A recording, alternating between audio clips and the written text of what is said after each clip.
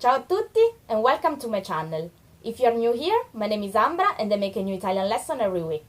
This video is the third of a series about the regular verbs in Italian. I'll follow the same format and show you 5 popular Italian verbs that belong to the third category of regular verbs, which are the ones ending in IRE. You'll learn how to conjugate them, but most importantly, how to use them. So let's jump into our lesson. Cominciamo!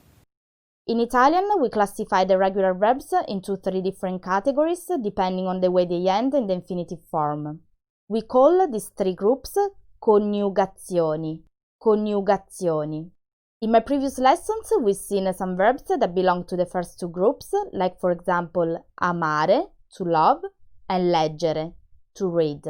Today, instead, we'll focus on the third class of verbs that in the infinitive form end in ire. Let's start with the verb dormire, dormire, which means to sleep. We'll look at its conjugation in the present first, and then I'll show you how to use it. Remember that once you know the conjugation of one of these verbs, you'll be able to conjugate all the ones in the same category. Here you go. Io dormo, tu dormi, lui, lei dorme, noi dormiamo, voi dormite, loro dormono. Right, and now let's see how to use this verb in simple phrases. You can use dormire with the words molto or poco to say if you sleep a lot or little. For example, dormi molto, dormi molto means that you sleep quite a bit, while dormo poco means that I don't sleep much. You'll often see dormire with the verb andare, which means to go. Look at the way you structure the sentence. First, you need the verb andare, followed by the preposition a, and then the verb dormire in the infinitive form. Vado a dormire. Vado a dormire means I'm going to sleep. If you don't know the verb to go in Italian, check out my lesson on this topic, you'll find the link here. To say that you are going to sleep early or late, you can add the words presto or tardi. Vai a dormire presto means that you go to sleep early, whereas vanno a dormire tardi means that they go to sleep late at night. You can also specify the time you go to sleep, like in the following examples. Vai a dormire alle 10. You go to sleep at 10. Andiamo a dormire alle 11:30. We go to sleep at 11:30 in the evening. Finally, I'd like to mention 2 popular expressions to say that you are sleeping very well. Dormire come un angioletto means that you are sleeping peacefully like an angel. The following one, dormire come un sasso, uses the analogy with the word sasso, stone, to say that you are fast asleep. Dormire come un angioletto, dormire come un sasso. Alright, let's move on to the second verb. Sentire. Sentire. This verb can have different meanings, but the most common are to hear or to feel. This is how you conjugate it in the present. Io sento, tu senti, lui, lei sente, noi sentiamo, voi sentite, loro sentono. As mentioned, the verb sentire can have different meanings. The first one is to hear. For instance, sento un rumore. Sento un rumore. I hear a noise. Mi senti? Mi senti? Can you hear me? Non ti sentono. Non ti sentono. They can't hear you. But sentire can also mean to feel a sensation. For example, sento freddo. Sento freddo. I'm cold. Or sento caldo. Sento caldo. I'm hot. You can also use the verb sentire with the words bene or male to tell someone how you feel. Mi sento bene. Mi sento bene means I'm feeling good, while mi sento male. Mi sento male. It's for saying that you are not well. Another way to use the sentire is with the meaning of to smell. Sento un profumino. Sento un profumino is an expression that you can use when you are smelling something good. Typically, we use it with food. The following one is exactly the opposite. It's for asking if you are not smelling something bad. Non senti che puzza? Non senti che puzza? Can't you smell it? The word puzza means stink. Let's go ahead and look at the verb number 3. Partire. Partire, which means to leave. Here you are its conjugation.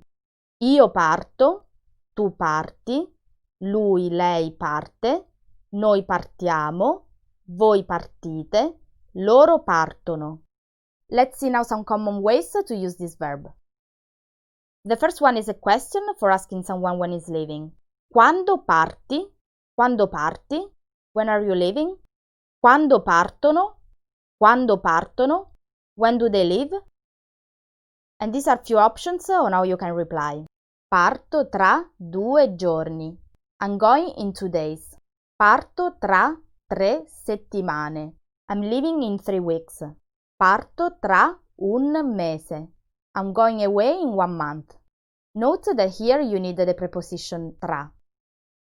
And in case you are leaving tomorrow, you need to say parto domani. Parto domani. This is instead to tell about the means of transport that you're gonna use. Partiamo con il treno. We are going by train. Parte con l'aereo. Is taking the plane. Now, if you want to know with whom someone is gonna travel, this is the question you need to ask. Con chi parti? Con chi partite? Both mean, who are you gonna go with? If you're going with a friend, you answer, parto con un amico. Parto con un amico. I'm leaving with a friend. But if you're going alone, you reply instead, parto da solo. Parto da solo. Verb number 4 means to open. Aprire. Aprire. Let's see its conjugation first. Io apro, tu apri, lui, lei apre, noi apriamo, voi aprite, loro aprono. And here you are some ways of using this verb. Apri la porta. Apri la porta. Aprite le finestre. Aprite le finestre. It's for asking to open the door and the windows. The next one is a question if you want to know when a place is gonna open. A che ora apre il museo? A che ora apre il museo? What time does the museum open? Or quando aprono i negozi? Quando aprono i negozi? When are the shops opening? This is how you can answer. Il museo apre alle 9. The museum will open at 9. I negozi aprono alle 11. The shops are gonna open at 11. Another way to use the verb aprire is for saying that you are unwrapping gifts. For example, i bambini aprono i regali. I bambini aprono i regali means that the kids open their presents. And finally, you can also open a letter or an email. For instance, apriamo la lettera. Apriamo la lettera. Apre l'email. Apre l'email. Last verb of today's lesson means understand. Capire. Capire. You conjugate this verb in the same way we've seen before. However, you need to add the sound isk when you form the present for the pronouns I, you, he, she, and they. So you have io capisco, tu capisci, lui, lei capisce, noi capiamo, voi capite, loro capiscono. Before we move on, here you are a couple of other common verbs that follow the same rule of adding the sound isk in the present.